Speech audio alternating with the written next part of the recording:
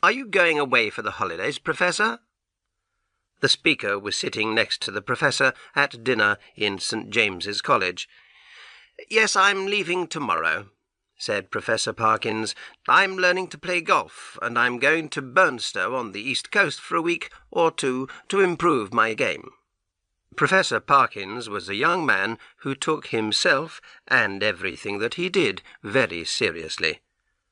"Oh, Parkins," said another man, "there are the remains of an old Templar church at Burnstow.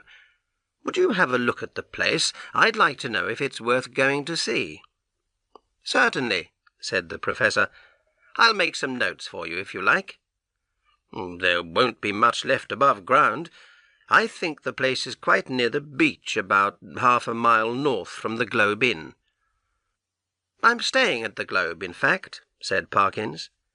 He sounded a little annoyed. "I could only get a room with 2 beds in it. I plan to do some work there, and I need a large room with a table, but I really don't like the idea of having 2 beds in the room." "2 beds? How terrible for you, Parkins," said a man called Rogers. "I'll come down and use one of them for a few days. I'll be a companion for you." Parkins gave a polite little laugh. "I'm afraid you'd find it rather dull, Rogers. You don't play golf, do you?" "No, very boring game," said Rogers, not at all politely. "But if you don't want me to come, just say so. The truth, as you always tell us, never hurts."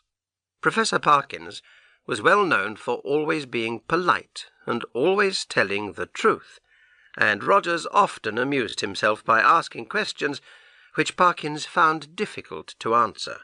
Parkins tried to find an answer now that was both polite and truthful. "Well, Rogers, perhaps it will be a little difficult for me to work if you are there."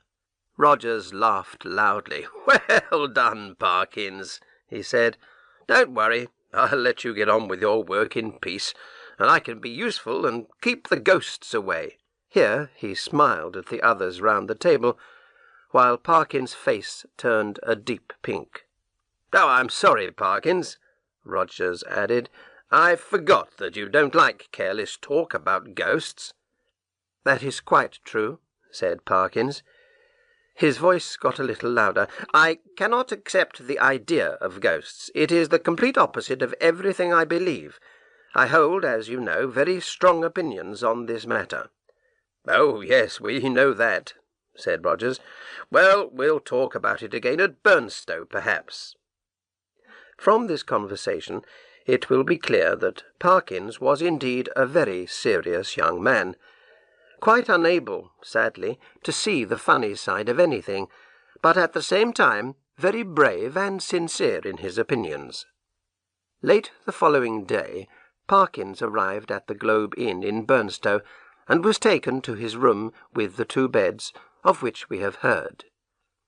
He unpacked his things, and arranged his books and papers very tidily on the large table by the window.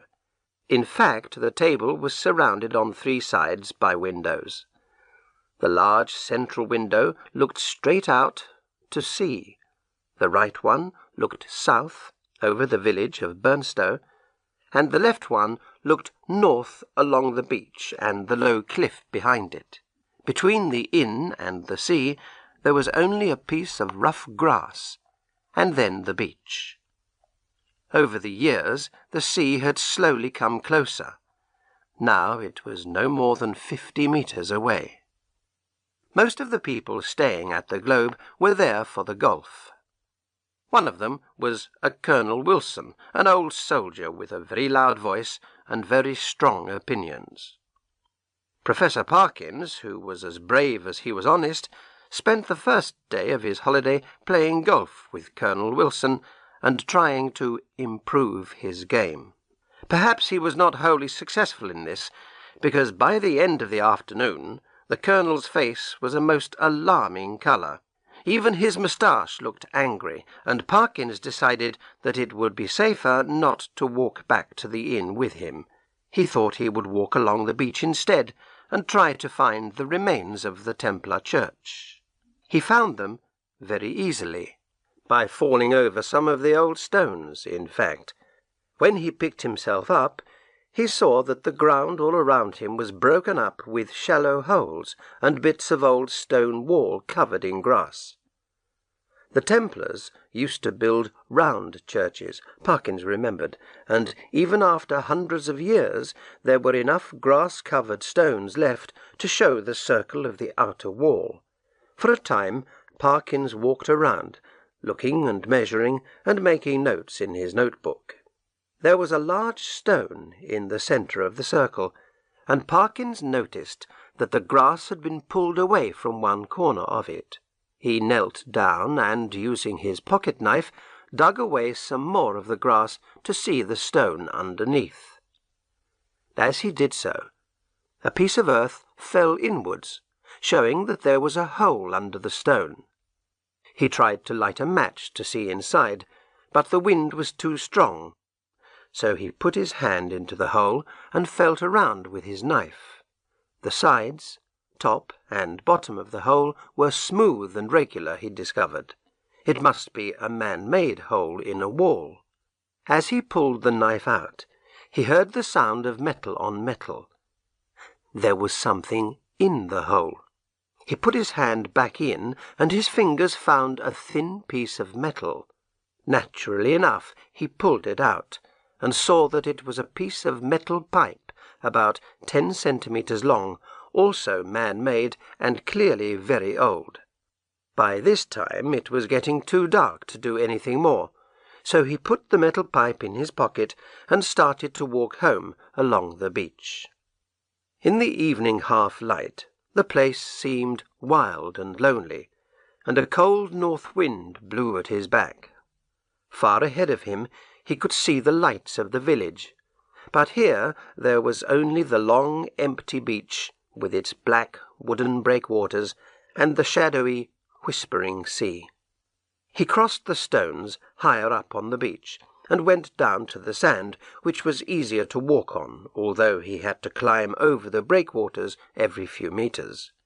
When he looked behind him to see how far he had come, he saw that he might have a companion on his walk home. A dark figure, some way back, seemed to be running to catch up with him. But he never seemed to get any closer. It couldn't be anybody he knew, Parkins thought, so he did not wait for him. However, a companion, he began to think, would really be very welcome on that cold, dark beach. He suddenly remembered the stories he had read in his less sensible childhood, stories of strange companions met in lonely places. What would I do now, he wondered, if I looked back and saw a black figure with wings and a tail? Would I run, or would I stand and fight? Fortunately, the person behind me doesn't look like that, and he seems to be as far away as when I first saw him. I shall get my dinner before he does. And, oh dear, it's nearly time for dinner now. I must run. At dinner, the Professor found the Colonel much calmer than he had been in the afternoon. Later, the two men played cards together, and as Parkins played cards much better than he played golf, the Colonel became quite friendly, and they arranged to play golf together again the next day. When Parkins returned to his room, he found the little metal pipe where he had put it on the table. He looked at it carefully, and realized that it was a whistle. He tried to blow it, but it was full of earth, so he took out his knife and cleared the earth out onto a piece of paper, which he then shook out of the window.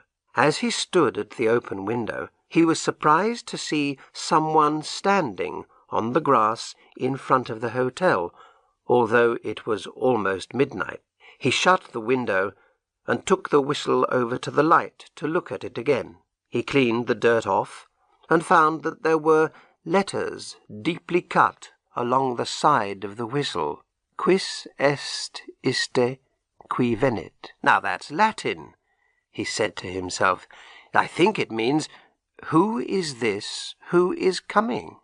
Well, the best way to find out is clearly to whistle for him. He put the whistle to his lips and blew, then stopped suddenly, surprised and pleased at the sound he had made. It was a soft sound, but also seemed to travel a long way. And it brought a picture into his mind, a picture of a wide, dark place at night, with a fresh wind blowing, and in the middle a lonely figure. But at that moment a real wind made his window shake, and the picture disappeared. The wind was so sudden that it made him look up, just in time to see the white shape of a sea-bird's wing outside the window. He was so interested in the sound the whistle had made that he blew it again, this time more loudly. No picture came into his mind, but a sudden and very violent wind blew his window open with a crash.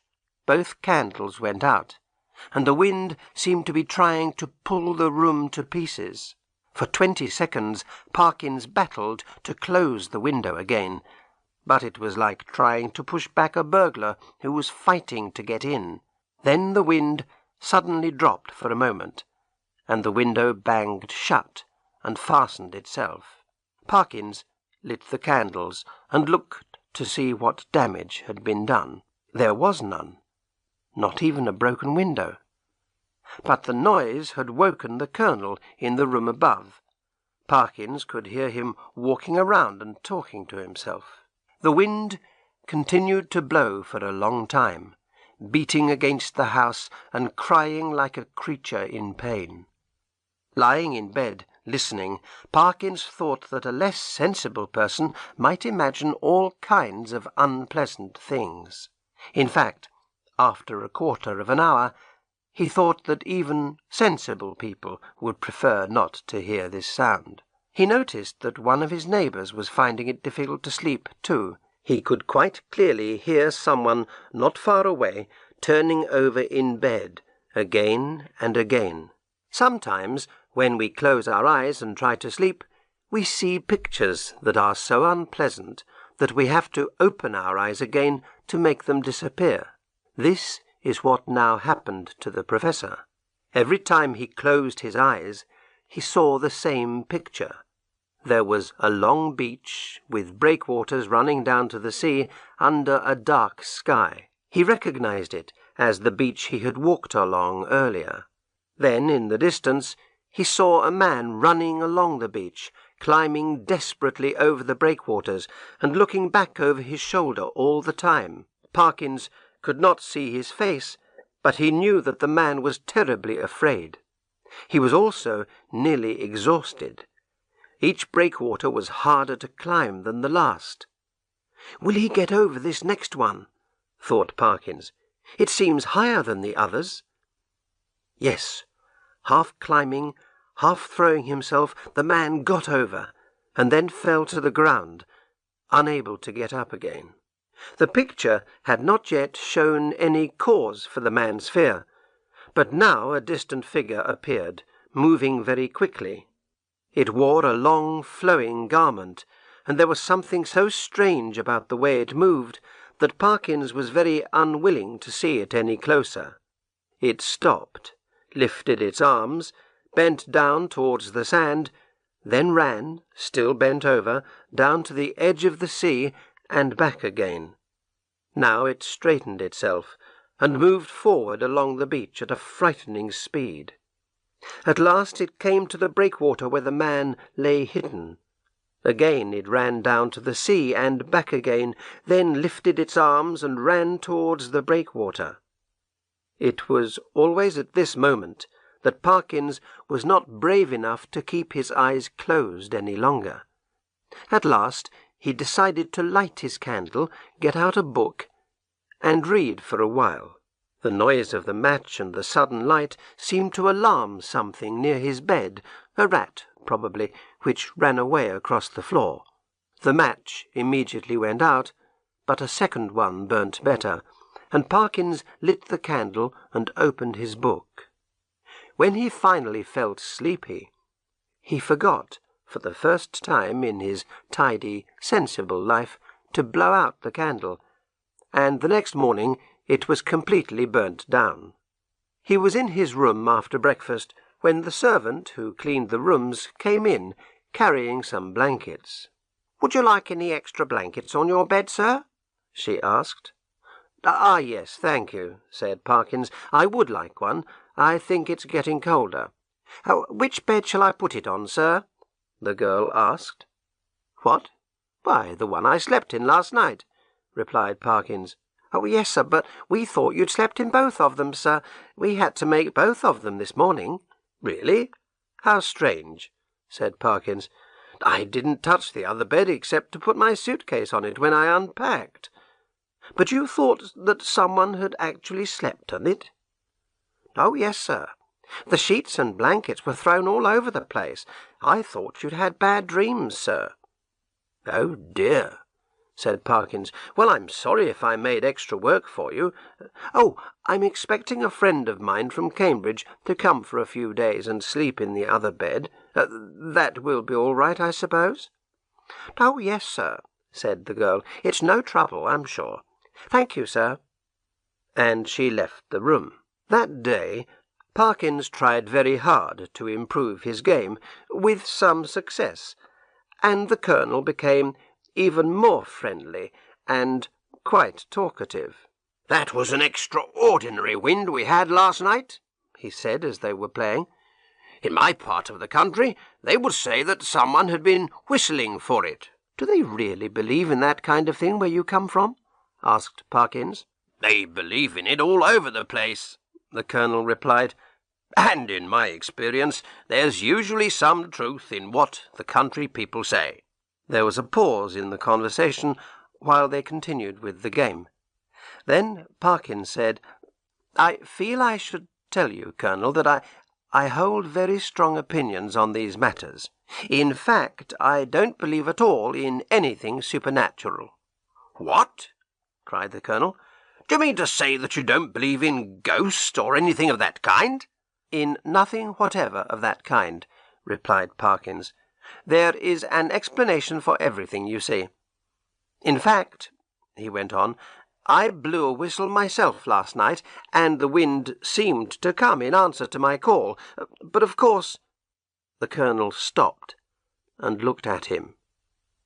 "Whistling, were you?" he said. "What kind of whistle did you use? Your turn to play, sir." Parkins hit the ball, and then told the Colonel about finding the old whistle in the Templar Church.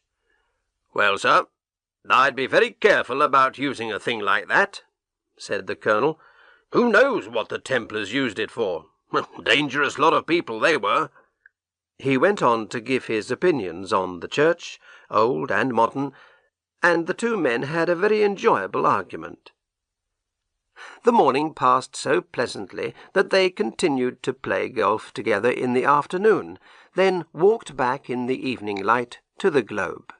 As they turned the corner of the inn, the Colonel was nearly knocked down by a small boy who ran into him at high speed, and then remained holding on to him and crying. At first the Colonel was rather annoyed, but he soon saw that the boy was so frightened that he could not speak. "What's the matter? What have you seen? Who has frightened you?" the two men asked together. "Oh, sir, I saw it wave at me out of the window," cried the boy, "and I don't like it." "What window?" said the Colonel crossly. "Explain yourself, boy." The front window in the inn, sir, upstairs." After several questions, they learnt that the boy had been playing with his friends on the grass in front of the inn. When the others had gone home for their tea, he had looked up at the big front window and had seen something waving at him. It was a figure of some kind in white. The boy couldn't see its face, but it had waved at him. There was something horrible about it, and it wasn't like a human being at all. "It was someone trying to frighten you," said the Colonel. "Next time, like a brave little English boy, you throw a stone at it. Oh, well, perhaps not that, but tell the people in the inn about it. Now here's sixpence for you, and you'd better run along home for your tea." The two men went around to the front of the inn and looked up. There was only one window that fitted the description they had heard. "That's very strange," said Parkins. "I remember that I locked my door when I went out this morning, and the key is still in my pocket." They went upstairs, found that the door of the room was still locked, unlocked it, and went in.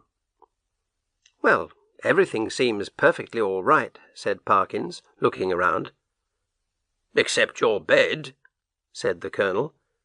"That's not my bed," said Parkins, "but it certainly looks very untidy." The sheets and blankets were thrown about all over the bed. Parkins thought for a while. "Ah," he said, "I disarranged it when I was unpacking. Perhaps the girl came in to make the bed, the boy saw her at the window, and then she was called away before she could finish it." "Well, ring the bell and ask her," said the Colonel. When the girl came, she explained that she had made the bed in the morning, and that no one had been in the room since the Professor had left. Mr. Simpson, the manager, had the only other key. Mr. Simpson then came up and said that he had not been in the room himself and had not given the key to anyone else. Parkins checked the room carefully. Nothing was missing, and his books and papers were as he had left them. The girl made the bed again, and the two men went down to have their tea. That evening, Colonel Wilson was unusually quiet and thoughtful during dinner and cards, and, as they were going up to their rooms, he said to Parkins, "You know where I am if you need me during the night." "Thank you, Colonel, but I don't expect to call on you," replied Parkins. "Oh, I have that whistle I told you about. Would you like to see it?" The Colonel turned the whistle over in his hands, looking at it carefully. "What are you going to do with it?" he asked. "I'll show it to the people at Cambridge when I get back, and probably give it to the museum if it's any good." "If it were mine," said the Colonel, "I'd throw it into the sea right now. But of course you and I don't think the same way about these things. Good night." And he went off to his room. There were no curtains at the windows in the Professor's room. The previous night it had not mattered, but tonight there was a bright moon in a cloudless sky. Parkins was afraid that the moonlight might wake him up in the middle of the night, so he arranged a blanket, held up with a stick, and his umbrella, which would stop the moonlight shining onto his bed. Soon he was comfortably in bed, where he read a book for a while. Then he blew out his candle and went to sleep. An hour or so later, he was suddenly woken by a loud crash. In a moment he realized that the blanket had fallen down and a bright moon was shining on his bed. Should he get up and put the blanket up again? Or could he manage to sleep if he did not? He lay in bed for several minutes, trying to decide what to do. All at once, he turned over in bed, eyes wide open, listening hard. There had been a movement in the other bed. Was it a rat? The sound came again, something moving in the blankets and making the bed shake. No rat could make a noise like that, surely. Suddenly, his heart nearly stopped beating as a figure sat up in the empty bed.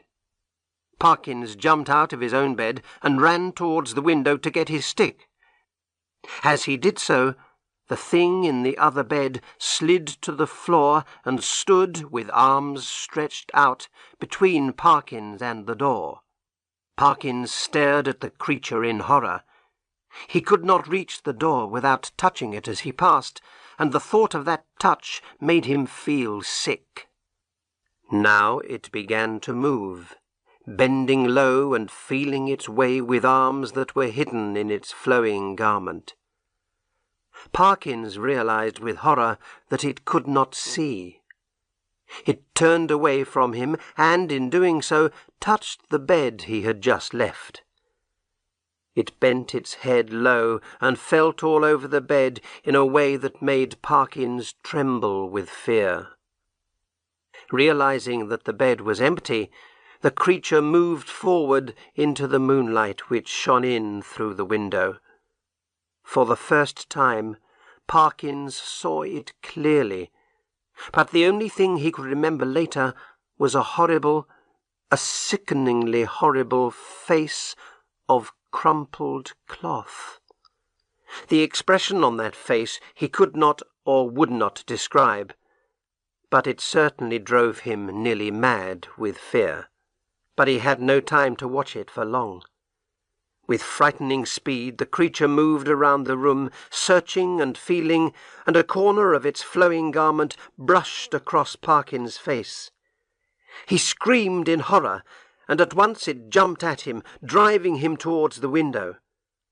The next moment Parkins was halfway through the window backwards, screaming again and again at the top of his voice, and the cloth face was pushed close into his own. In that final second, the Colonel kicked the door open and was just in time to see the frightening sight at the window. When he reached the figures, only one was left. Parkins fell forward into the room in a faint, and before him on the floor lay a crumpled bedsheet. The Colonel asked no questions, but kept everyone out of the room, helped Parkins back to bed, and, with a blanket round his shoulders, spent the rest of the night in the other bed. The next morning Mr. Rogers arrived, and, to his surprise, was very warmly welcomed by the Professor. The three men discussed what to do for a long time. The Colonel, who remembered a similar experience in India, supposed that the creature, having no body of its own, had to make one out of the sheet from the bed. At the end of their talk, the Colonel left the hotel, carrying between his finger and thumb a small piece of metal, which he threw into the sea as far as a strong arm could send it. Later, he burnt the sheet in the field behind the globe. As you can imagine, Professor Parkins' opinions on some matters are now less certain than they used to be. He is also a more nervous person than he was. Even a coat hanging up on a door will alarm him, and the sight of a scarecrow in a field late on a winter afternoon has given him more than one sleepless night.